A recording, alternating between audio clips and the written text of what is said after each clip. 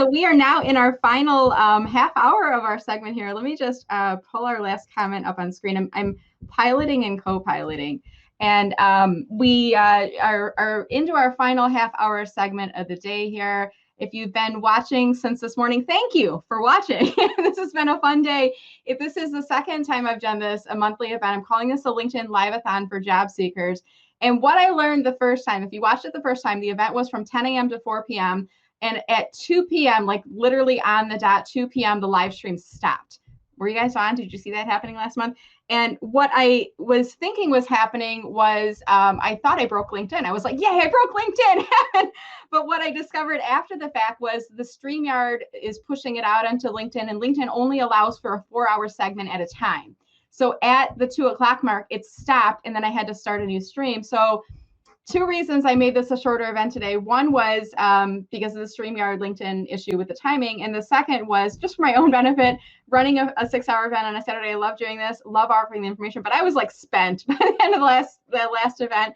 And I put myself as the last speaker here today. For those of you who are working but looking, you may be watching this segment today on LinkedIn Live, or maybe you're watching the playback. Maybe you're watching it on Facebook or YouTube or something else. You don't need to comment necessarily during this section because you may be working but looking. You don't want people to know that you are looking for a job, but you are getting to that point where you're ready to make a move. The market is what it is right now, right? And maybe you wanted to move last year and then the pandemic hit and you decided, nope, I'm going to shelter in place, so to speak. I'm going to stay here.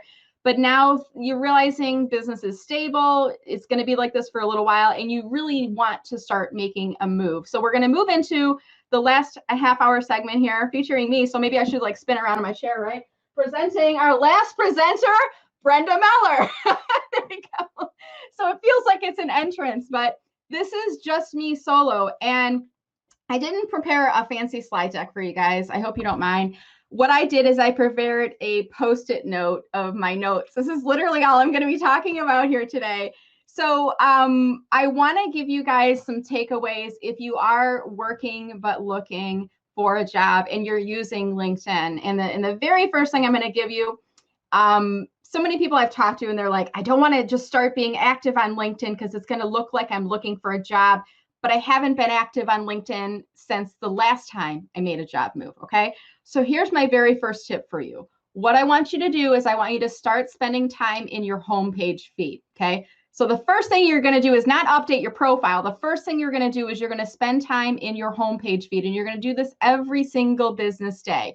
And I want to do a quick screen share of my screen here. I'm going to start with Joel. But if you go to your LinkedIn, if you click on either the in symbol or the home symbol, and same thing, you can do this from your phone. Go to the home or click on the in symbol or the home symbol. Start with your homepage feed. Okay. So if you're working but looking, this is what you want to do. This is a news feed. Okay? This is people that are in your network, people that you're connected with, that you're following. These might be company pages that you're following as well. But think about this as like a source of information.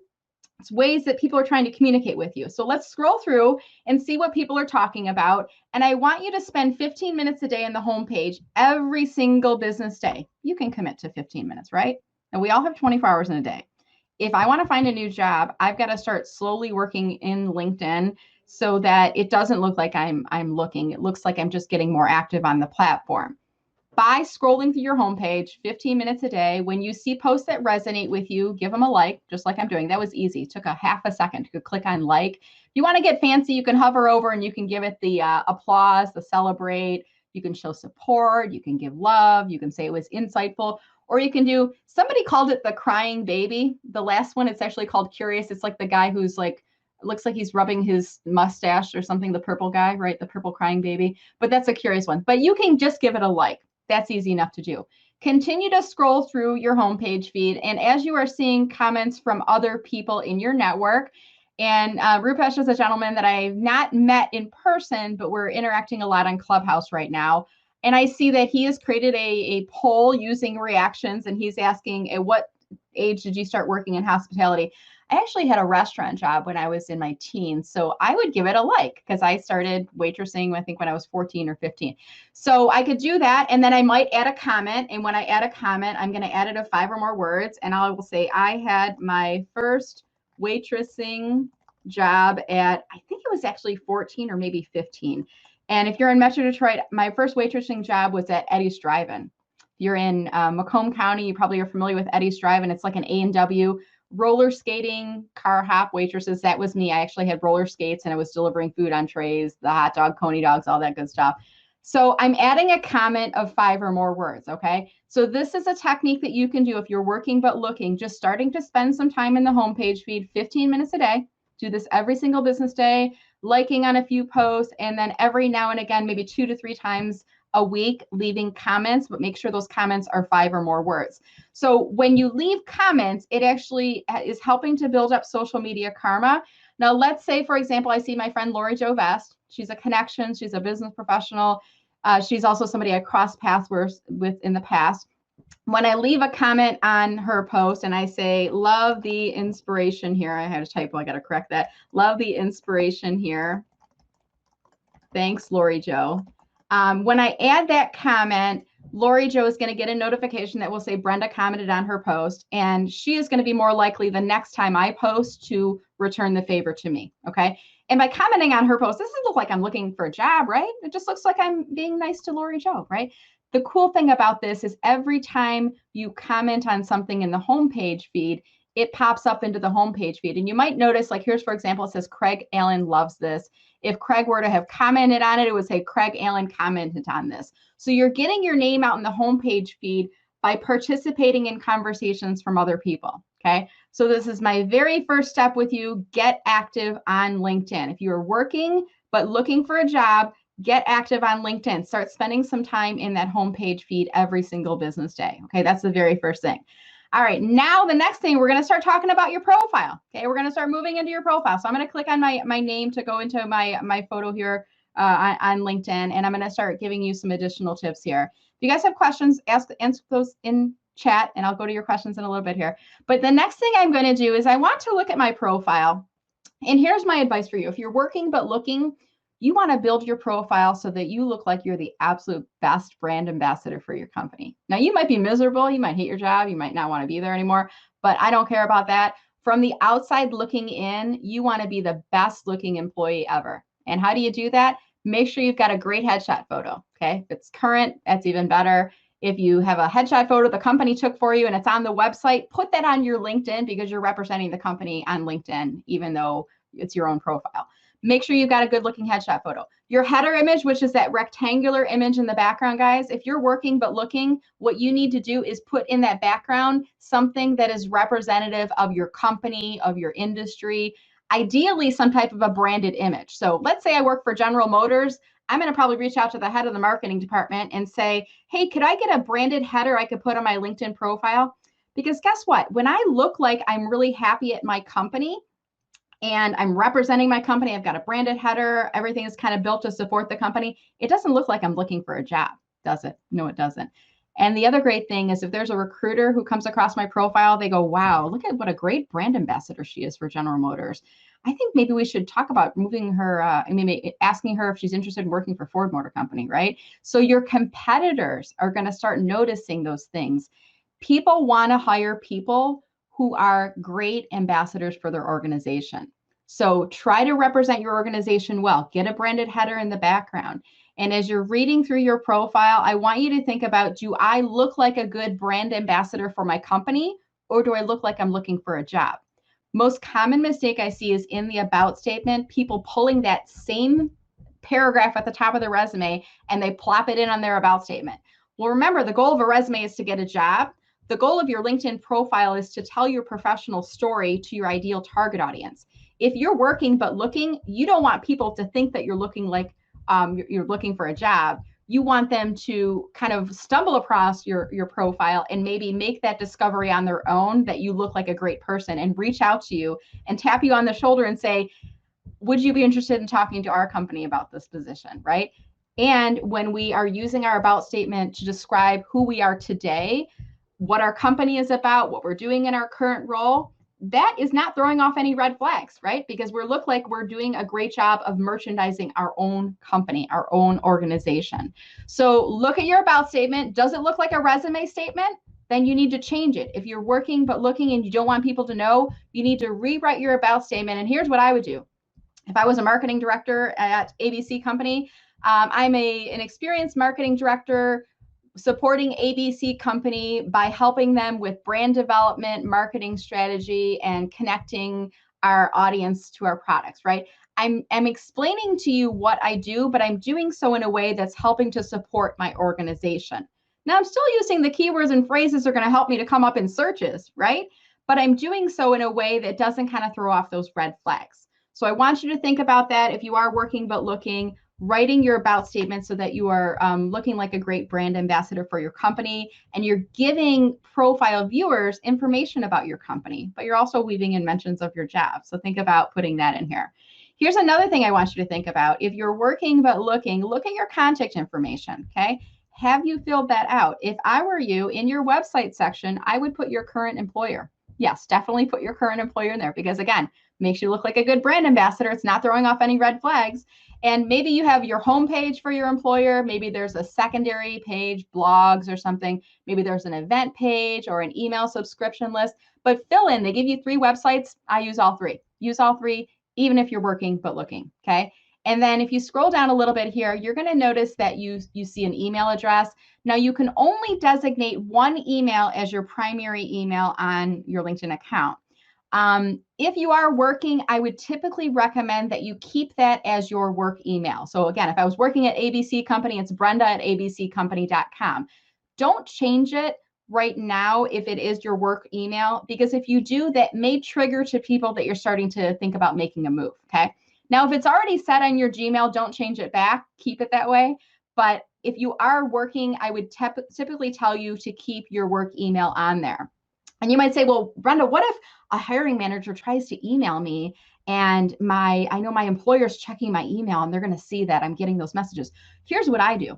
And this happened in a previous role where I got an email sent to my work email from a recruiter, and I didn't respond through my work email, but I went back through LinkedIn. I found the recruiter and I messaged them and I said, hey, how about we take this conversation offline, or let's communicate through my Gmail instead, right? And if my employer had, which they didn't, but if they had said, hey, Brenda, we saw that you got an email from XYZ company. Are you thinking about looking?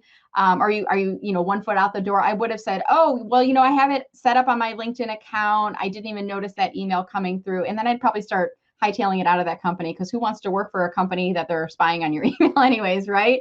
But if that is a concern, then just don't use your email to communicate back with them. Go back through LinkedIn or get their email from that signature and go back into your home email and communicate that way, okay?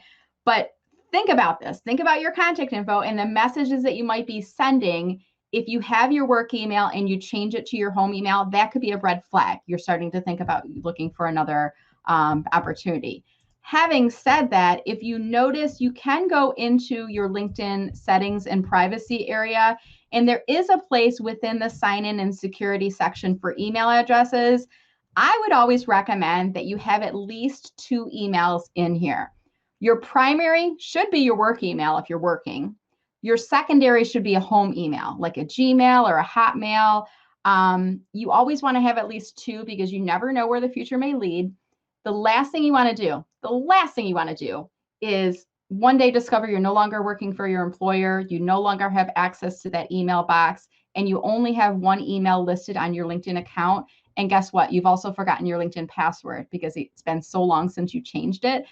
There was one client I work with, and it took us 4 hours to get in contact with someone from LinkedIn. They couldn't change it. She had to call somebody at her IT department at her old company and say, can you look for the email that's coming in and tell me what the code is? You don't want to be in that situation. So always have 2 emails. The one that is designated as primary is the one that will show to people when they go into your contact info. Any of these emails can be used to access your account. So if you find yourself suddenly back into that job search market, no longer working for XYZ company, you can go in and remove that primary email from your work and change it to one of your secondary messages that are in there, secondary email addresses.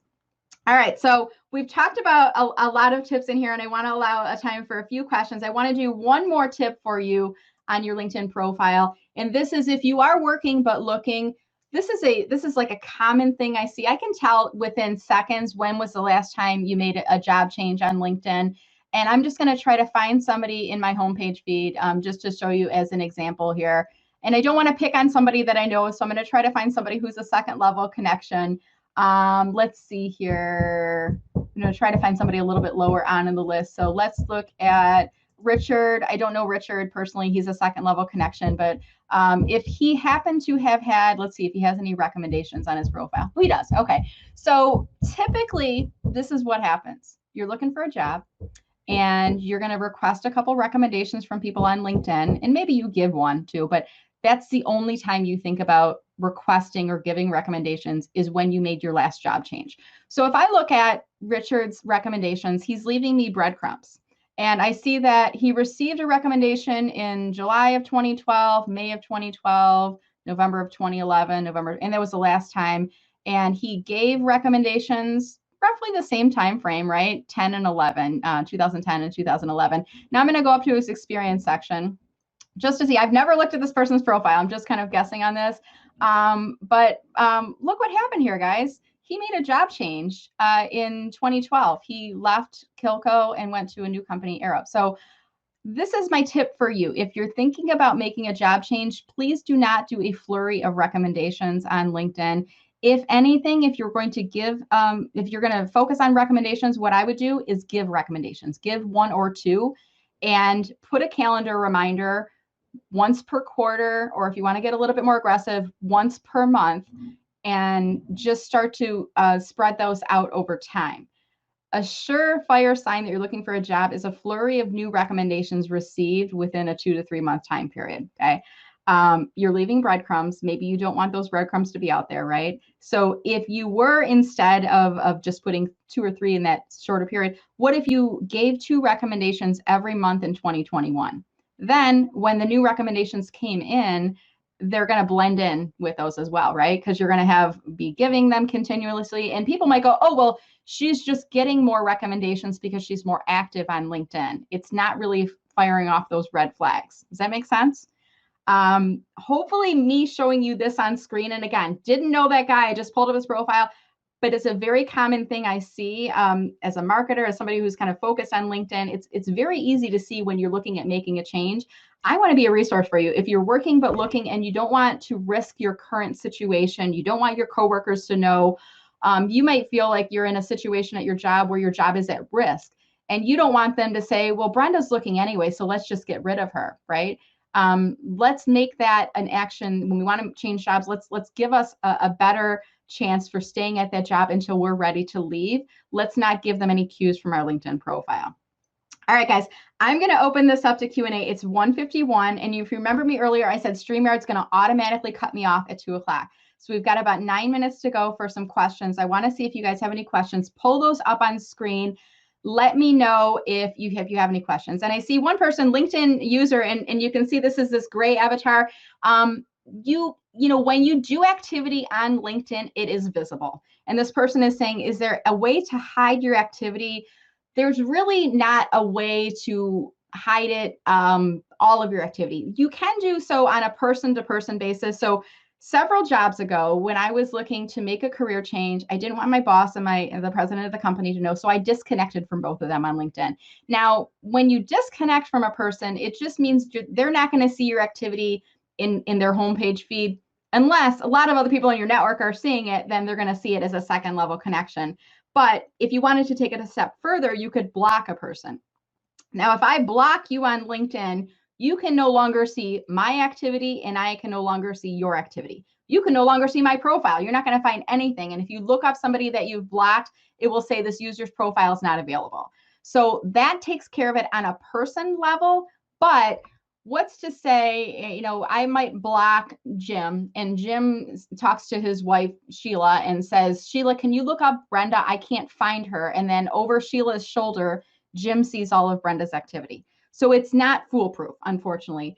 You cannot be active on LinkedIn. That's another way to hide your activity. But no, unfortunately, you have to think about any activities you do on LinkedIn are viewable and they're visible. Whether it's commenting on a LinkedIn Live, hint, hint, hint. If you don't want people to know you're working but looking, don't comment right now during my segment, okay?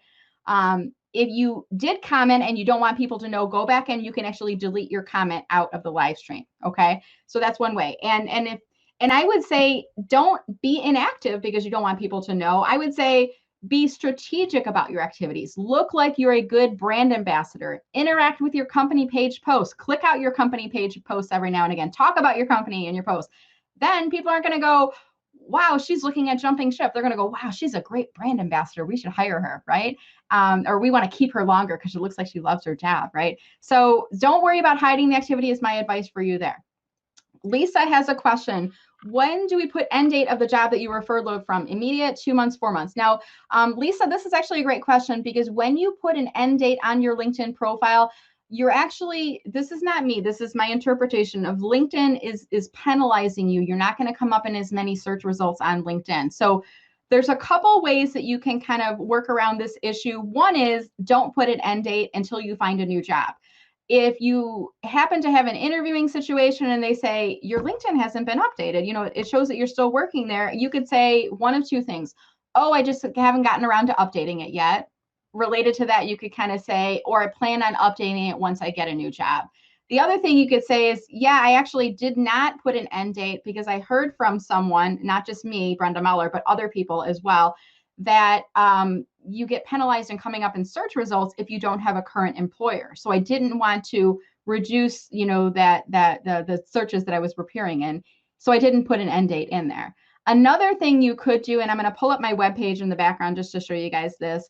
I created a blog because I actually asked this very question on LinkedIn a while back, and I said, recruiter friends, what should people put in their experience section if they are not working, but they want to put an end date because they don't want to have their previous employer showing anymore? You know, maybe it's just salt in a wound. Every time you look at it, you're like, I want to put an end date. I just want to close that chapter of my life off. Whoops, wrong link here. And I created a blog and I posted this. It was on a Friday night.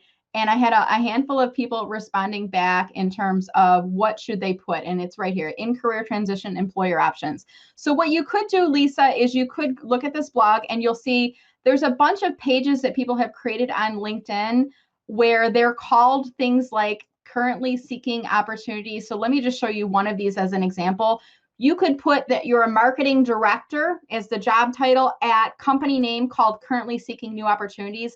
That way you have a current position on your profile, but it's still evident to us that you're looking for a job. Okay. Now, obviously that is only for people that are actively unemployed in career transition, not for people that are working but looking, because you don't want to do that. All right. Hopefully that helps. Miriam, we've got 4 minutes to go, guys. Miriam asks, is there a recording of these presentations? Yes. And thank you so much for asking that question. I want to remind you guys right now, this entire segment is live streaming right now on LinkedIn, Facebook, and YouTube. And you can go back afterwards and you can find the live stream and you can watch it from start to finish as one big 4-hour video. But hey, I got a little bonus for you. Go to my website, look at this right here, mellermarketing.com/Feb2021. I'm going to pull up the webpage on screen. And if you go to this webpage, you can join the Meller Marketing Job Seeker VIP email list for today's event. And tomorrow I will send you an email, and that email will include every segment that we had today. So the 10 to 10:30 using personal branding, that will be a video clip. The 10:30 to 11 segment, the 11 to 11:30. So I'm going to have each of these as separate clips. And also I asked for each of our speakers to include offers for job seekers. So whether that's free resources, checklists, ebooks, anything like that, or discounted offers, that will be included in the email. But you do have to sign up to get that. And if you go to, again, mellermarketing.com/Feb2021, join the form, and then I think you get an automated email. You have to confirm. It's like the double opt-in, whatever that thing's called. But you do need to subscribe, and then you will get access to the playbacks. Yeah, you can certainly go out onto LinkedIn. You can go onto YouTube, Facebook, and you can find it. But if you want each of them individually, you have to subscribe. And if you want to get those offers, you have to subscribe as well.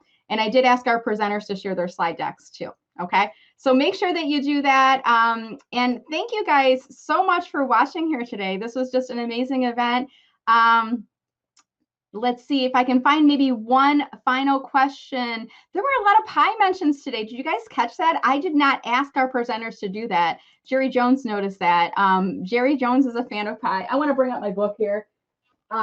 If you guys haven't heard, I'm an author. I'm very excited about this. It's called Social Media Pie, How to Enjoy a Bigger Slice of LinkedIn. If you buy the book from my website, you get, I go out of camera sometimes. Did you guys know that? You get a custom pink envelope and I will autograph your book for you. So I'll put that in chat here in a second if you're interested in supporting that. Kelly, you are very welcome. We got 2 minutes to go. I'm going to go all the way through until this video stops here.